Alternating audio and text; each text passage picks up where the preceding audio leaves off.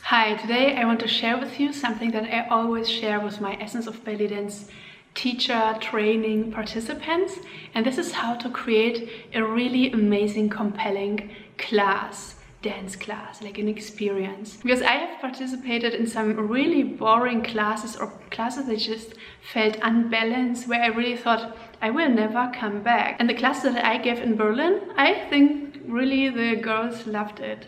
And so this is also what I share with all my Essence of Belly Dance teachers, and they use it and they love it, and so far everybody's really happy. So I want to share today some of the mindset of the real preparation, and later I will also share in another video like the structure of a class, like how do we start it, what do we do like in the progression, what is the highlight, and then how do we really make our participants feel great, like while they are dancing in the class, and then also when they go away, what they take home, and why they come back again, because they want to have this feeling again and again, and how can we really be like a highlight in their week. So today we start like with the first important thing. Before you start drawing your class or before you start going to your class, set an intention. Like, think about what is it that you really love about dancing and about the method that you are teaching. So what did it give to you? Think about how you were before and how you feel now. Think about how you feel while you dance, and really imagine like what would you like your girls to feel while they dance and after they dance. And even if you don't reach it, really set yourself a high goal. It's like a North Star, like an intention, like I want them to feel happy and sexy in their body. So for example, or just think of something that you want to give to your students. The second thing is make a clear outline how you want your class to progress. So really develop with your students in mind. So first she should feel this, and then this and this. So think about where do they come from? They come from work, maybe directly, maybe from their stressful home life with all the kids, you know, like most of the time you have more dance in your life than them. So how can you make it for them easy to dive into their bodies? And then you think about all the progression, and then you make the list. You make a music list. So pick really amazing songs that you love. Pick at the beginning, in the middle, and at the end, always songs that are really like heart-opening, like emotional. Something should happen, because there's a lot of boring music in the world.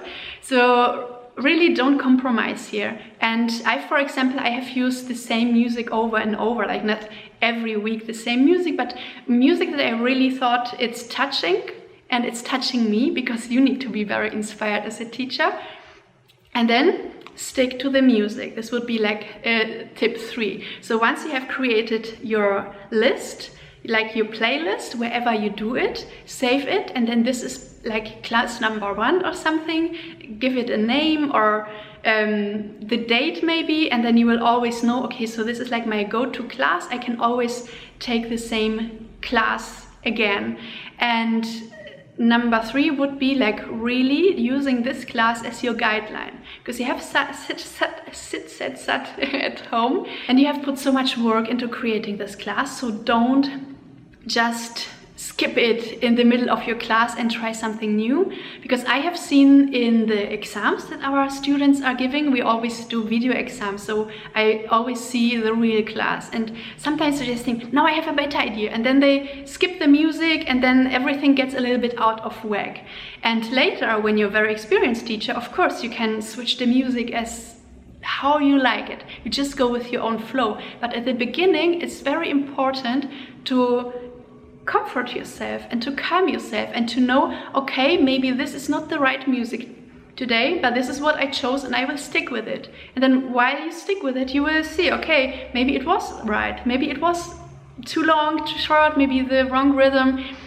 And then you will learn. Every experience is something valuable, but it's really bad confusing the students while skipping the music, making them wait or something. You know, you just want to have a nice flow, and then it's better to have boring music or like not really fitting music, but really sticking to what you planned. The fourth tip is to act through your class. So you dance through your own class. Just teach yourself the class. So just get into dance gear, switch on the music and talk. Like really welcome your students and then talk through the movements, explain everything, and just feel also into your body if this feels right. If there's something you want to change, then you can change it. But this is really, really, really important. Because you want your first classes to be really good. Because every failure that you have at the beginning will just set you up for being a little bit disappointed and maybe anxious before your next class. So stick with preparing, and then feel really confident. Even if you don't know if it will work out good, you have the feeling that for you it worked. And then when you teach it, you will see if your students are maybe different, because most of our teachers, I have to say, they think it will be boring, so they put too much into a class, and then all the students are just overwhelmed. And overwhelming your students is quite a bad thing, because then they feel shitty about themselves and they think they will never get it, and then they don't come back to you, although you could have done it so much better by just going more slow and maybe a little bit boring for you, but exciting for them. But we will talk about this in the next video. And so the fifth thing is preparing mentally for your class. Like when you look to your class and it's maybe in 2-3 weeks, you can just, whenever you think about it, just prepare mentally. So think about how your students might be, how the room is, and envision yourself standing in front of the class, talking to them and then dancing with them together and seeing them happy and enjoying themselves. And if you feel not really confident, then there will be another video where I share with you a very cool technique to get more comfortable with your fear. So to really rest in yourself, although you might have the fear, and maybe to uncover some things that are lying beneath the fear. Because teaching and every great adventure that you're embarking on, because teaching is quite an adventure, is always like you're stepping out of your comfort zone. And then you can always learn something about yourself and grow beyond your self-image.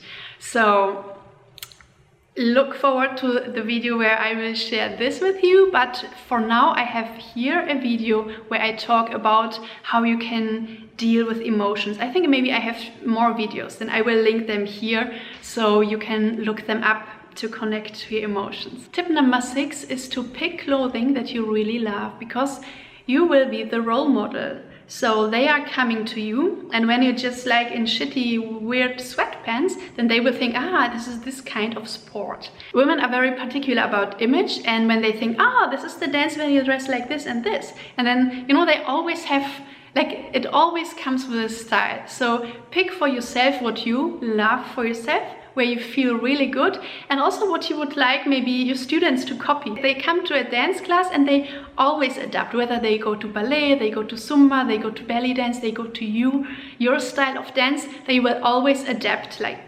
your clothing. So think about it, and also just invest in some pieces that you really, really love. I have to say that I was not very strategic about this. It just was very intuitive what I did.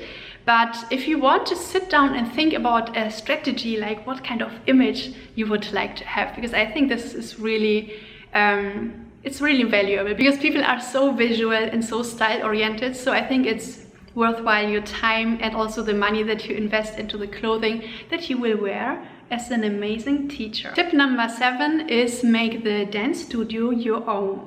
So of course in the first classes you will not own your own dance studio, you will just go to a yoga place or a dance studio. But really think about, when you look into the room, how you would like maybe to adapt it, to change it. So maybe the clock is bothering you, you know, because I started like 1 year ago to just remove the clocks wherever I went, because I don't like people to think about time. You know, a clock is always distracting, and in the class they should just be with you and with themselves and just relax. So think about what you would love. Maybe you're a little bit spiritual, or like you love decoration, then just bring some flowers, bring a candle, like whatever fits to you. You don't need to, but you should really be aware that the room is also like an extension of you. So if there's something that's bothering you, like an image that you don't like, or you know, like just change it, because it's your class and you should design it on your purpose. So those were my tips for you. I'm very excited to hear your tips, because I'm sure the list doesn't end here, and I'm sure there are a lot of interesting things to think about how to optimize your class. So if you have any tips, please let me know in the comments. Let's exchange ideas. And if you found this valuable, share it with your friends. Give me a like. Tell me anything you want in the comments, because I love to connect with you, and see you in the next video. Bye! And if you are interested in joining our teacher training, in 2018 we still have 4 places left. So maybe it's you, maybe you want to join us. I can tell you that it's really amazing. I would love to have you. See you, bye!